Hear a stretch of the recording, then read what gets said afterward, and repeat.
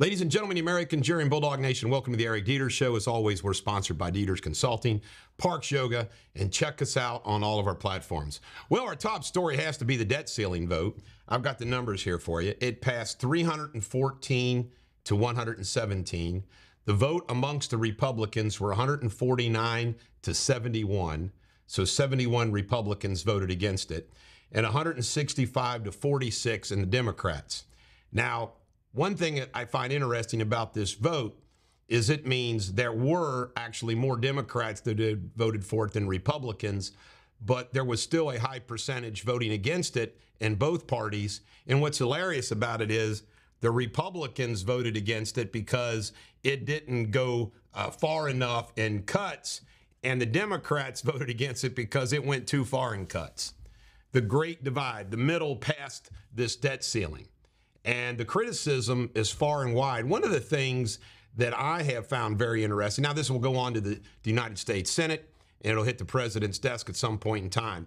They have until June 5th. Rand Paul, who we have to acknowledge here on the Eric Deters Show, is probably as a true blue of a believer in conservative principles as you can get. And he is just bashing the hell out of this bill, and he's not going to support it. One of the shocking things to me is you've had some of these Freedom Caucus members like Thomas Massie, Marjorie Greene Taylor, and even Jim Jordan who voted for it, and they're getting hell from their supporters. Thomas Massie especially. So it's going to be really interesting, the political fallout from these votes. Also, at least one Republican says that Kevin McCarthy's got to go. Whether or not they'll actually file something, I doubt if they do. Isn't that crazy that Kevin McCarthy had to do an agreement that like one congressman can decide to kick him out? I mean, it's kind of crazy. Or bring up the vote. Here's some more scandal for you, how corrupt the Biden administration is. George Soros' son, how lucky of a guy is he?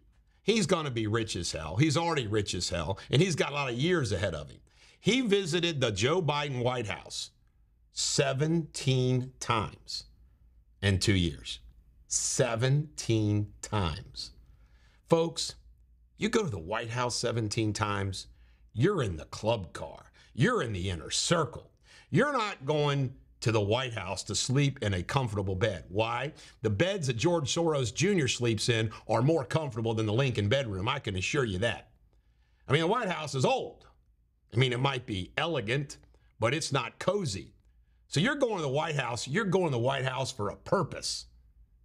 And you know what? 17 times, that's a big purpose.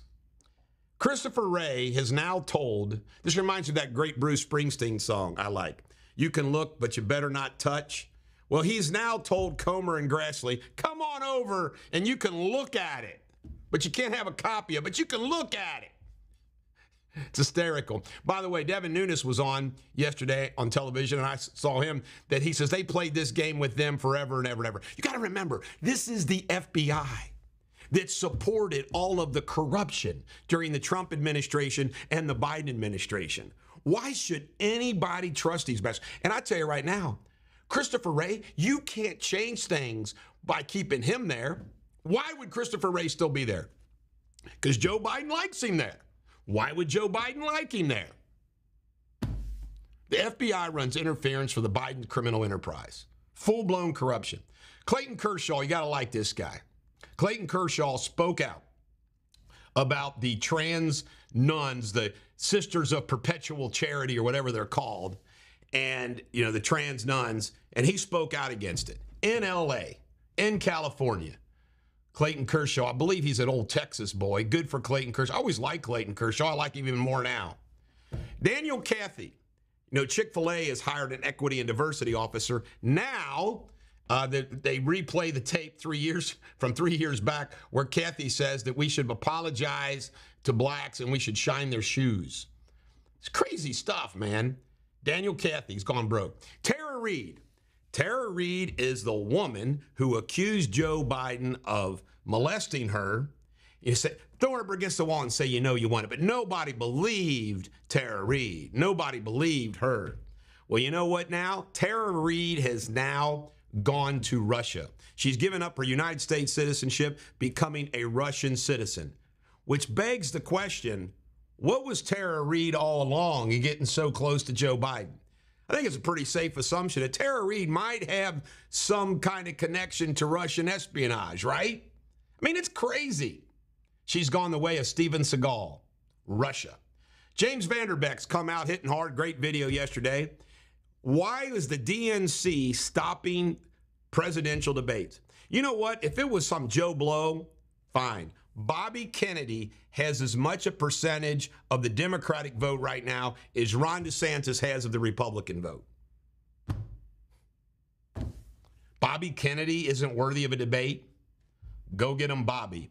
Chinese spies apparently tried to infiltrate our Alaska military bases, posing as Chinese tourists. Wow. Tonight on Fox News, Hannity, 9 o'clock, Donald Trump's getting interviewed.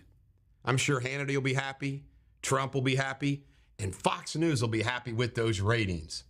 Meanwhile, speaking of the race, Trump has got 56% of the vote, DeSantis 22%. The bottom line is Trump is crushing DeSantis. In fact, Trump is even winning California Republican votes. He's even beating DeSantis in California. He's beating him in Georgia, crushing him in West Virginia. DeSantis has no chance, but he's spending other people's money to make himself a national household name. Pride Month, it's upon us. And all I got to say about Pride Month is this. It's not about equal rights. It's about special rights. And you know what? Why do we have to have Black History Month, Pride Month? If you're gay, you've now been accepted in our society. We don't need you throwing all the drag queen stuff. And by the way, I know this. I've got gay friends. You know what the gay community says? The normal, when I say normal, gay people hate what they refer to as the queers. The people that throw all attention to themselves. Look at me, look at me, look at me. All those people. Do you know that the gays don't, for lack of a better word, the straight gays don't care for that group of people who draw all that crazy attention to themselves? That's a fact. I mean, I got friends and I've talked to them about it. They can't stand that. So even people in the gay community don't like this. It's just thrown in our face. Pride Month. What's Pride Month mean? What's Pride Month mean? Why do we need Pride Month? And why does the American Communist 10, the media, corporate, everybody, they throw in full blown with Pride Month? Now, some fun things in history today. You're going to love this stuff. I got 4 fun things for history. Ready? Number 1, the first issue of Action Comics featuring Superman was published in 1938. I'd like to have a copy of that. James Clark Ross discovered the magnetic North Pole in 1831. Wow. The Heimlich maneuver for rescuing choking victims is published in the Journal of Emergency Medicine. And last but not least, you're going to love this. June 1st, 1980, CNN began broadcasting. This is the Bulldog. Every dog has their day. Coming up next, Eric Deters with local news.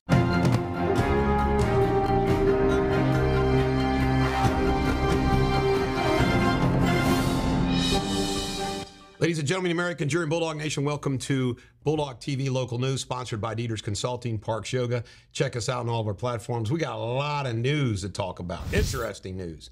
Our lead story is a shooting in Over-the-Rhine yesterday in broad daylight at 3 p.m. sent a 10-year-old, a 14-year-old, a 15-year-old, and a 20-year-old to the hospital. No one's died as of yet. Nobody's been captured. They say that the shooters are also teenagers. Unbelievable. Again, like I say, I want to hear the community leaders talk about we need to have a discussion. We need to have a forum. We need to have a dialogue. All that crap that they say over and over and over again. If you're a juvenile in Hamilton County or a big city in this country, you don't think that they know that they can get away with anything. It's a fact. Long crime. That was long crime too. Nick Brockhoff gets 3 years. This guy was at the Capitol. Now, he did do a few bad things. I read this about him. He threw an unknown object at police officers, assaulted by discharging a fire extinguisher, obtained a police helmet and wore it like a trophy. He broke a window and kicked the door down. So this guy did more than the average Joe. I still think 3 years is harsh. I'd give him 1. 17-year-old girl was shot in Gallatin County. Was treated at St. Elizabeth Medical Center, non-life-threatening. Don't know the details. Jason Conrad. This guy was caught. You know how he was caught? He was an escapee. He was caught riding a bicycle at McDonald's.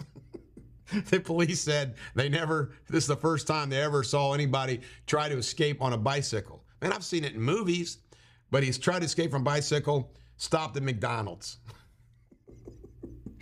Look at this guy. He's not the brightest, the brightest light bulb, is he? A postal carrier, robbed in broad daylight at Mount Auburn. It was at a convenience store, but the guy still had his uniform on. You know what they're trying to get from him? His universal post office key for the boxes, which the guy did not have. Unbelievable. In local news, Homerama is coming to northern Kentucky for the first time at Newport Martin's Gate. Some fancy homes. You know what? You go to Homerama for one of the following reasons. 1, you got the money and you're looking for ideas. 2, you're going to dream. 3, you don't have the money and you're just going to make yourself miserable.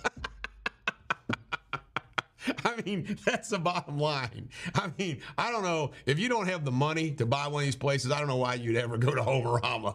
It'd be depressing. Thomas Massey, he's under the gun. First off, he's never criticized Mitch McConnell. He's endorsed DeSantis. Now he's voted for that budget deal yesterday. Yes, I am contemplating seriously, and I would say it's going from possible to probable that I'll challenge that guy. Summer fairs this weekend at Coney Island. 300 artists have their wares. My wife goes every year, although this year it's going to be 90 degrees. Crazy weekend. It's going to be 94 straight days, folks. No rain in the near forecast. Cincinnati Zoo was voted one of the tops in the country. Good for the Cincinnati Zoo. And Western Southern might be going to Charlotte. Charlotte's apparently going to take a vote. We're losing the Western Southern Open. Oh, well. In Kentucky news, my former opponent, Ryan Quarles, as the agriculture commissioner, is working on a program to alleviate the problem of not enough veterinarians for large animals. You know why there's not enough veterinarians for large animals? Because vets make too much money on your dogs. That's a fact. But he's got some ideas that look like might help, including getting 4-H'ers involved that might want to go back and work in their home counties. You know what? Being a large animal vet is really, really challenging. You got to get out there in the field. It's big. It's more dangerous. It isn't putting a dog on a tray. But the bottom line is Ryan Quarles is working on it. Go solve the problem, Ryan. Kentucky's going to spend $40 million from federal money on mental health in schools. We'll see how that works. And Kentucky is landed, the Toyota plant. They're going to start making a new electric SUV. Told you some great big news. And in Indiana, this is a sad story. Ann Beck was killed removing a tree in Ripley County. And in sports, the Reds keep on winning. 5 in a row. And this guy, remember what I'm telling you, y'all just listen to me and watch me because I get it right. An assistant and someone else connected to the baseball program got canned. What did I say? Sexual harassment or gambling. Now, the head baseball coach, Scott Guggens, been there for 5 years, has been let go. Gambling. I'm telling you, I know stuff. This is the Bulldog. Every dog has their day. Today's sports is in honor of my cousin, Josh Deters, the biggest Reds fan in the history of Reds fans. And this is an inside dedication and joke that I'm going to make sure that I send to him. I told him I'd wear my Reds hat, but I didn't. And now he's worried because the Reds are playing in Fenway and playing well, that I'm showing any interest in the Reds, that I'm going to jinx them. He told me not to do it, so therefore I am doing it. Josh, I hope the Reds win in Fenway. We'll find out if I'm jinxed them or not. And coming up next, this smiling man right here, Jamie Spindley in his World News.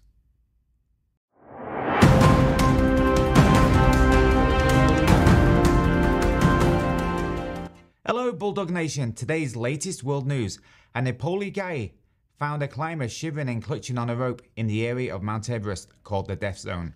Temperatures can dip to -30 Celsius. The guide carried the climber down the 8,500 meters above sea level. It took him 6 hours. Unbelievable. Zimbabwe, Africa has passed a bill to now punish unpatriotic acts. 3 people killed, including an 11-year-old girl, as missile attacks on the Ukrainian capital Kyiv continued through the night. Women in Argentina will no longer need a prescription to get emergency contraception. The government spoke out, making the morning after pill more easy available, removed an important barrier for those seeking terminations. And in sports, Spanish side Sevilla lifted the trophy in the final of the Europa League, beating Italian side Roma in Budapest last night. Until tomorrow, have a fantastic day, and as always, thank you for watching Bulldog TV World News.